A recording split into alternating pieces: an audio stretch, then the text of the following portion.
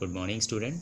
आज के क्लास में हम RTE एक्ट 2009 के बारे में बात करेंगे, जिसका फुल फॉर्म है the right of children to free and compulsory education act 2009। ठीक है, इसको 26 अगस्त 2009 को जो है स्वीकार किया गया था, यानी ये असेंटेड हुआ था 26 अगस्त 2009 को, और उसको जो लागू किया गया था वो किया गया था 1 अप्रैल 2010 को। इस एक्ट की मीनिंग क्या है? An act to provide for free and compulsory education to all children of the age of 6 to 14 years, यानी 6 से 14 वर्ष के बच्चों को मुफ्त और आवश्यक अनिवार्य शिक्षा जो है ज़रूरी कर दी गई इस एक्ट के अंतर्गत। इस एक्ट में टोटल जो है 7 चैप्टर्स हैं, क्योंकि कोई भी एक्ट होता है उसमें चैप्टर्स दिए जाते हैं। हर चैप्टर्स के अंदर कुछ इम्पोर्टेंट इन्फॉर्मेशंस होती हैं जो उस एक्ट का बेस होती हैं। इसमें 7 चैप्टर्स हैं, तो हम 7 चैप्टर्स का सिर्फ बहुत ही शॉर्ट में हम लोग देखेंगे। जो ज़रूरी चीज़ें हैं, इम्पॉर्टेंट है, वही उसी को डिस्कस करेंगे। पहला जो हमारा था चैप्टर है, उसका नाम जो है, जो हेडिंग्स है वो है प्रीलिमिनरी है। इसमें क्या है? Short title, extent and commitment. इसमें शॉर्ट टाइटल्स हैं, मीनिंग्स दी गई हैं, डेफिनेशंस दी गई हैं। दिस एक्ट में be called the right of children to free and compulsory education act 2009। इसमें क्या है? It shall extend to the whole of India except the state of Jammu and Kashmir. अब जो एक इम्पॉर्टेंट पॉइंट है, child belonging to disadvantage group means, यानी अगर इसमें इस एक्ट कहीं पर भी डिसएडवांटेज ग्रुप की बात होगी तो वो कौन होंगे?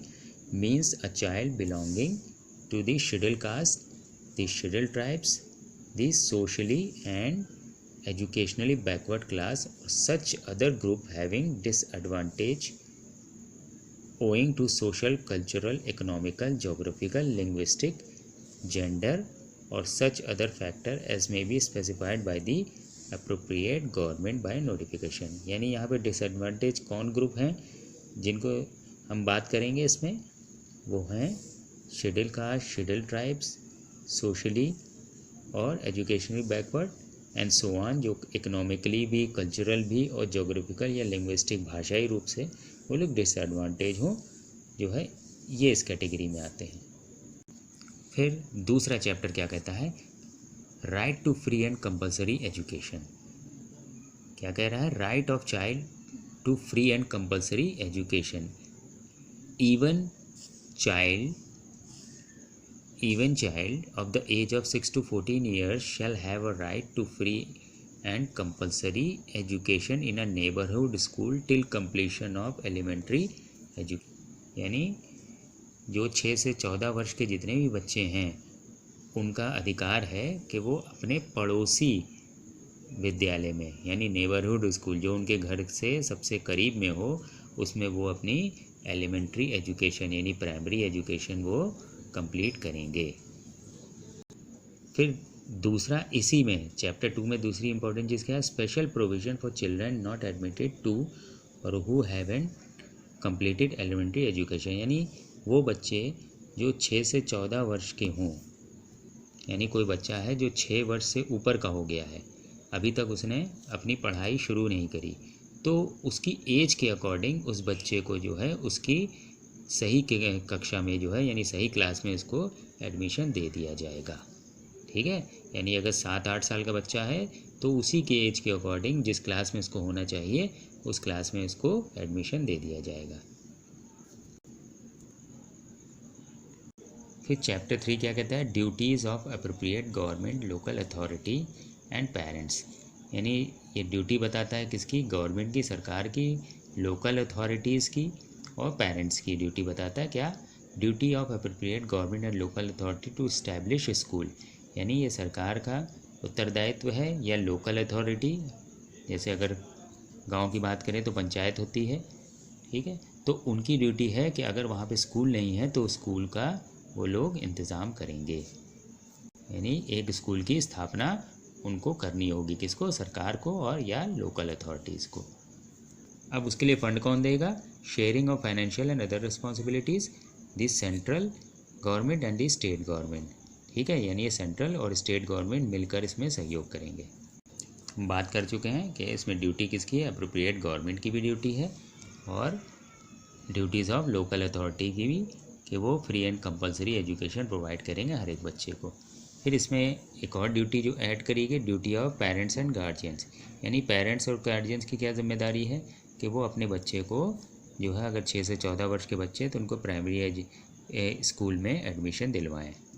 अब क्या है, जो चौथा चैप्टर है, responsibilities of schools and teachers, यानी extent of school responsibility for free and compulsory education, यानी स्कूल के ऊपर रिस्पॉन्सिबिलिटी है कि वो free and compulsory education provide करे। फिर इसी चैप्टर में क्या दिया है, चौथे चैप्टर में, no capitation fee and screening procedure for admission, यानी कोई भी कैपिटेशन फ़ीस नहीं ली जाएगी बच्चे से, मुफ्त उसको शिक्षा दी जाएगी। And screening procedure for admission, कोई भी इंटरव्यू नहीं होगा बच्चे का। फिर proof of age for admission, तो प्रूफ ऑफ एज एडमिशन के बच्चा जो है कितने साल का है तो उसके लिए उसका बर्थ सर्टिफिकेट ज़रूरी होता है। फिर है नो डिनाइल एडमिशन, यानी कोई भी स्कूल जो है बच्चे को एडमिशन लेने से मना नहीं कर सकता। अगर उसके पेरेंट्स उसको एडमिशन दिलवाना चाहते हैं किसी स्कूल में तो कोई भी स्कूल डिनाई नहीं करेगा। फिर क्या है, prohibition of holding back and expulsion, यानी बच्चों को स्कूल से निकाला नहीं जा सकता, फेल नहीं करते हैं बच्चे को। Prohibition of physical punishment and mental harassment to child, यानी उसको फिजिकल पनिशमेंट, मारा पीटा नहीं जा सकता और उसको मेंटली टॉर्चर नहीं कर सकते हैं, इस एक्ट में ये भी बताया गया।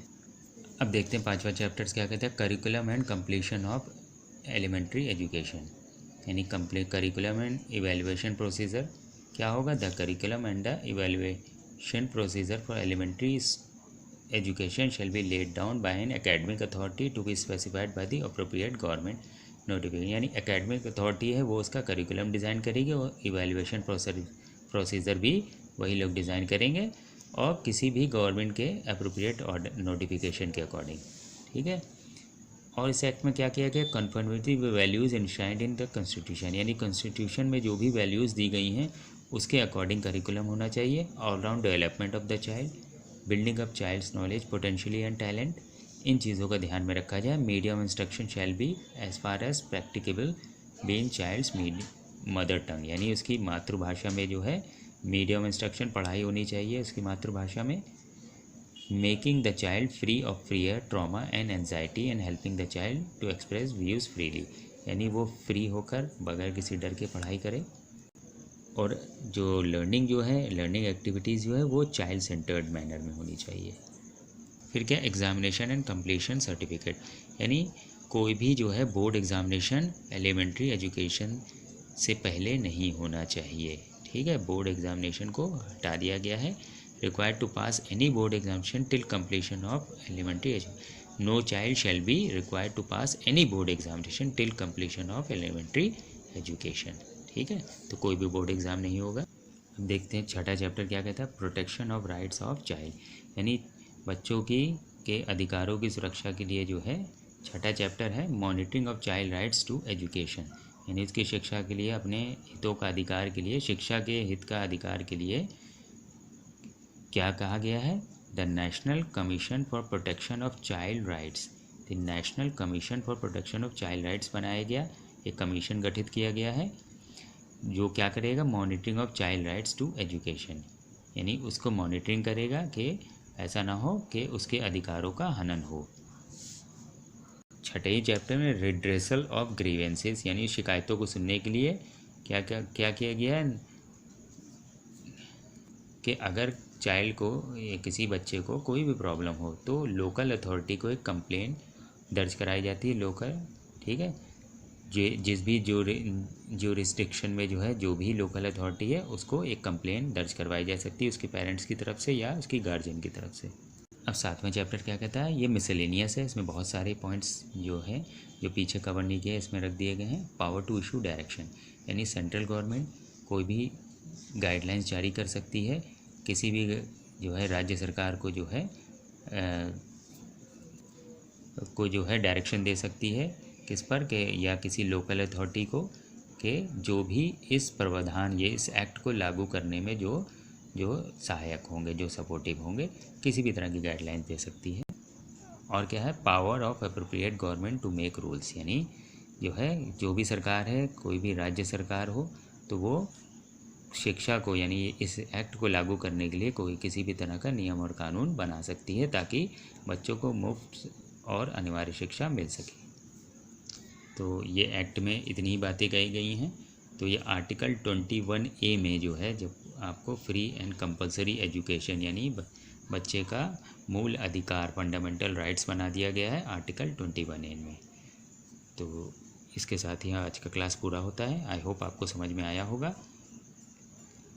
Thank you.